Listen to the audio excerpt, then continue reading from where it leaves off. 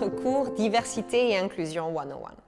Maintenant que vous avez toutes les bases théoriques et vous comprenez comment fonctionne le système, il est temps de savoir comment agir. Quelle est la solution au niveau systémique? Devons-nous transformer le système hiérarchique vertical actuel ou en créer un autre?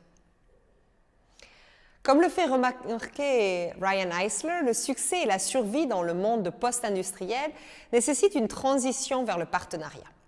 Une société avec un respect, une confiance mutuelle et un faible degré de violence, où les croyances et les histoires donnent une grande valeur aux relations empathiques et attentionnées, où il y a une valorisation égale des individus et une haute estime pour les valeurs typiquement féminines. Cette vision peut également être appelée écoféminisme, une vision d'une autre société non basée sur l'exploitation du travail humain, non basée sur des hiérarchies, mais sur la récupération de notre rapport à la nature. Promouvoir l'action collective plutôt que l'individualisme. Il existe des milliers de tactiques qui correspondent à votre personnalité ou à votre style de pensée. Vous pouvez 1. Voter. 2. Utiliser vos compétences en design graphique pour produire des infographiques sur la situation. Tirer parti du pouvoir de la foule à travers des plateformes comme change.org ou les réseaux sociaux pour rallier des personnes autour d'une cause. Ce qui était autrefois une position individuelle isolée, en ligne peut désormais rallier des milliers de personnes. Donner un nom à un phénomène auparavant inaperçu, mansplaining, manspreading, manterrupting. Faire de la contre-narration, choisir un nouvel angle pour décrire un problème, offrir un regard féminin sur une histoire traditionnelle, montrer à quoi ressemblerait un monde différent. Les nouveaux réseaux permettent à chacun de raconter son histoire. Dépeigner de nouveaux modèles et de nouvelles histoires de femmes et d'hommes luttant pour la paix et l'équilibre. Créer et diffuser des études de cas, des boîtes à outils et des manuels avec des astuces et des conseils concrets est un excellent moyen de guider les gens. Infiltrer progressivement les structures de pouvoir afin de faire basculer l'équilibre de l'intérieur. Cela nécessite beaucoup d'endurance et de résilience. Mesurer, on ne change pas ce que l'on ne mesure pas.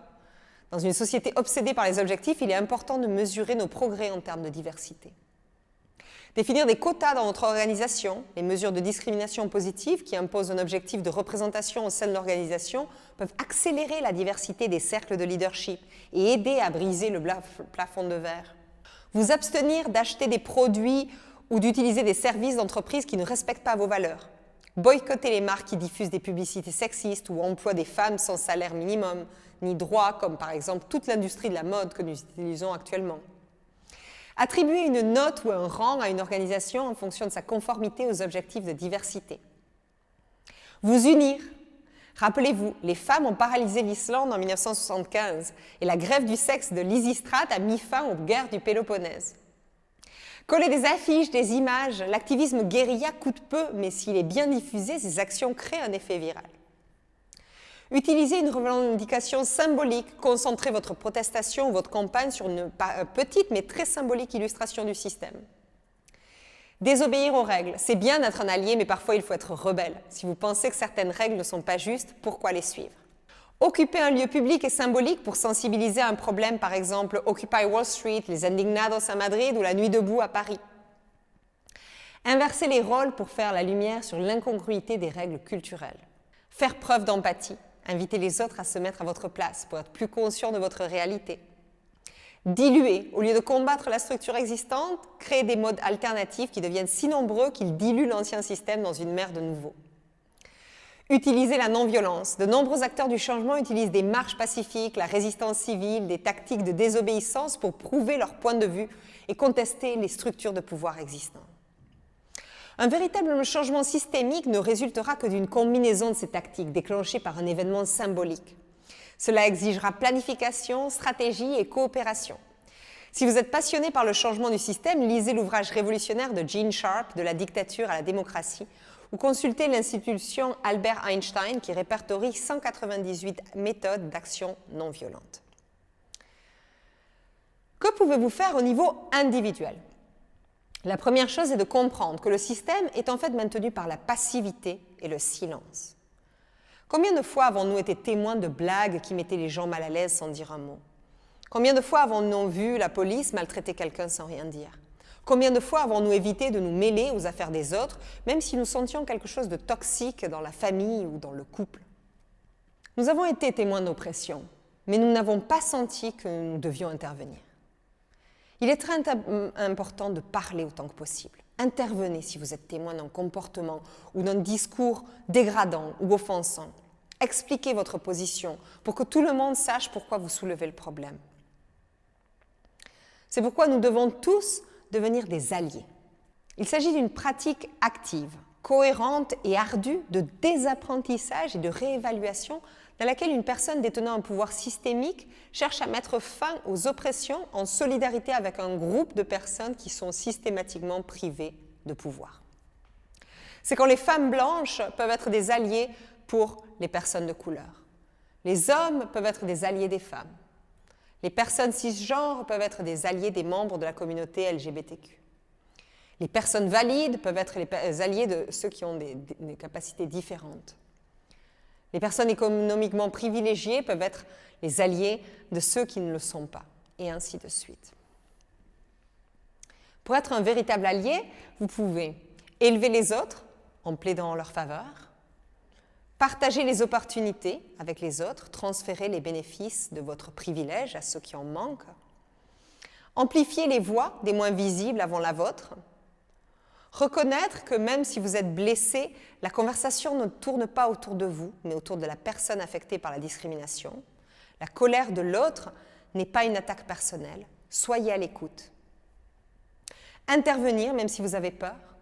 Accepter vos erreurs et vous excuser. Comprendre que votre éducation dépend de vous et de personne d'autre. Reconnaître les inégalités systémiques et réaliser l'impact des microagressions.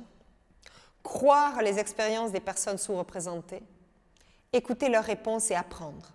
Il s'agit d'un investissement continu de temps pour soutenir les autres, être responsable lorsque des erreurs sont commises, s'excuser, être prêt à retravailler l'approche à mesure que les besoins changent.